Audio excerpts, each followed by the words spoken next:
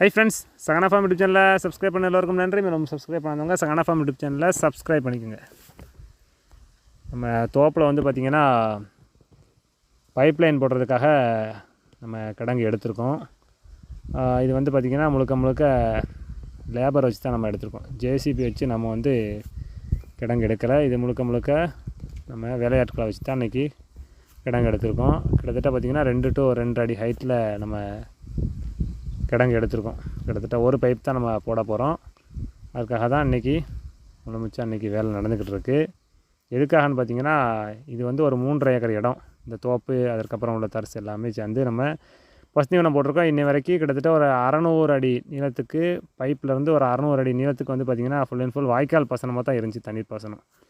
அது நமக்கு வந்து பாசனம் பாயிறது கொஞ்சம் லேட் ஆகிறது.